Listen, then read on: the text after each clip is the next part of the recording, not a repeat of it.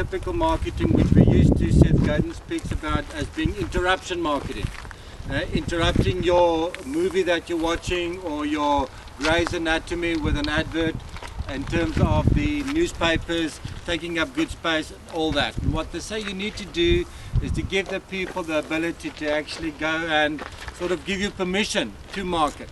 And that's exactly what Backsberg is starting to do. Simon has put up a website. You can order your wine on the website, but it uses also the website as a means to sort of give you information about the estate and what goes on here. But not only that, you can become a member of the Backsberg Wine Club. You're compelled to buy 3 boxes of wine a year. Now, I think I do better than that, even though my teetotaler somehow just manages. And what you then do is they plant trees on your behalf.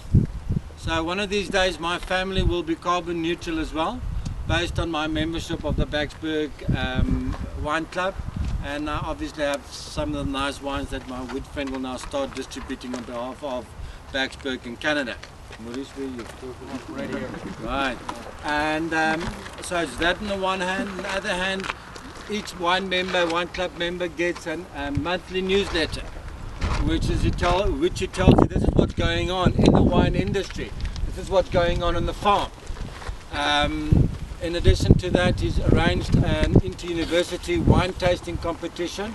It will now become an annual event. The first competition was held towards the end of last year between University of Cape Town and University of Stellenbosch.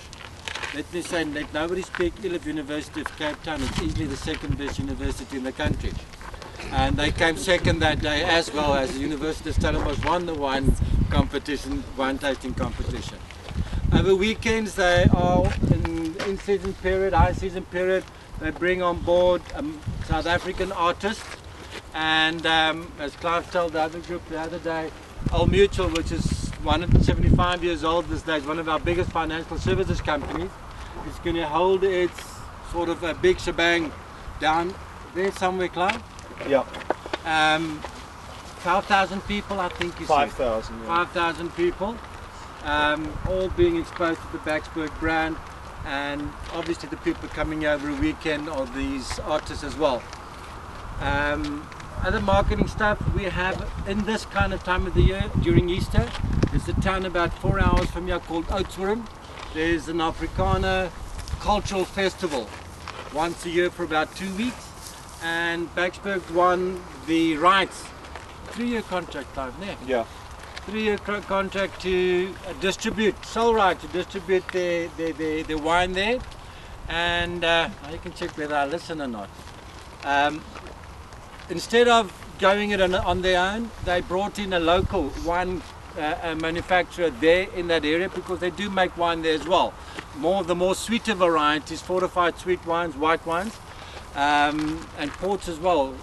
We still call it port in South Africa sometimes, most of the time, they're Carlersdorp, etc.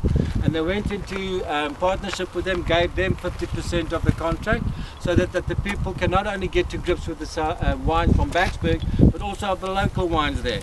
So spread about the goodwill a bit. In terms of distribution, ladies and gentlemen, they're looking not only at selling wines from the estate, but obviously also in large retail stores, supermarkets, and then also restaurants, and which they need to manage the interface there so that you don't have some kind of channel conflict, because the restaurants don't like the supermarkets to sell the same kind of wine that they're selling, because the price comparison the people do. So they need to manage that side of the value chain, the supply chain, quite well. And obviously I think also in the restaurant business you do get probably a better margin. What you also find interesting there is that if you talk to those people over there, you find that the waiter that provides you with the wine, there was an article in the newspaper about 2 weeks ago, the waiter that provides you with the wine there serves you probably gets a bigger tip, or a tip rather, that is bigger than the profit that the winemaker makes. And so there's some kind of imbalance in the industry. Yeah, anything else? Any questions you would like to ask about marketing? Clive told us originally also that earlier years there was Zip, in terms of the budget, and it told us earlier on today as well. Nowadays they do spend more money, still not way enough relative to the bigger corporates, because you do compare with the big liquor companies.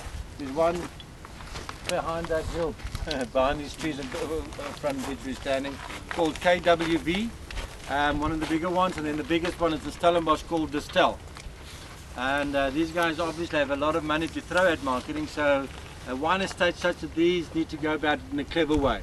And Simon's approach to this kind of internet marketing, and something which Chef Godin speaks about, permission marketing, is his way of getting the word out there and making sure people start taking notice about Backsberg. On an industry basis, you have a place called Wines of South Africa, an institution, Sue Birch, ne? Yep. Wines of South Africa, which is supposed to sort of market the industry, the South African wine industry.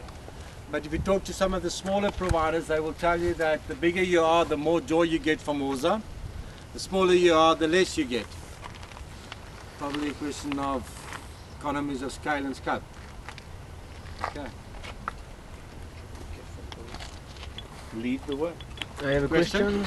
Could you explain a bit more about the carbon neutral program? Do you have some specific law to comply with, or it's just for your image? No. How it works exactly? You mean to promote carbon neutral? Yeah, all the effort you are doing currently to fit with that. You talk about auditors and so on. The auditor is what's the company? It's Prometheum. It's a company that's recognized worldwide. It's not just any auditing firm. These are people trained to do carbon audit. They do it every year. So, and we have to. They come around and inspect and work everything out. So it's costly as well. But it's only very few people are registered and accepted worldwide that can do this audit. Okay. So it's not a rule, but it's better for your brand. For the brand, as I said, it just got us a lot of coverage, being the third winery in the world and the first in South Africa. We just got ahead, got in there. A lot of people locally are claiming carbon neutral, but they're not doing any audit. There's nothing substantive behind it. You'll see on our bottles, there's the little carbon logo on the screw cap.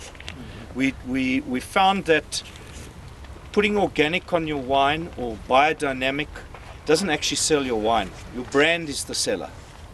And it's just people and little gold awards.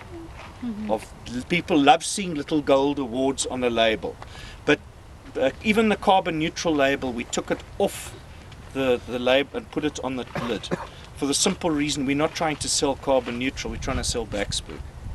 And and what you're buying is hopefully, well, these guys at least are looking after the planet a bit. That's the sort of feeling we want, than to actually market that as the marketing thing. We don't think it. They've tried it with organic and it didn't work.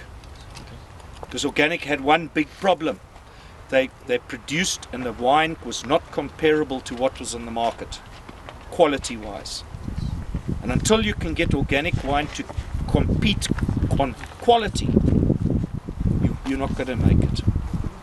There are people that are producing it, but I haven't tasted in South Africa a good organic wine yet. And the guy that is good, I can tell you, I don't know how he makes money. His productions are so low. He's got to sell his wine at such a price, and everybody knows, even organic vegetables, what's the premium you're going to pay?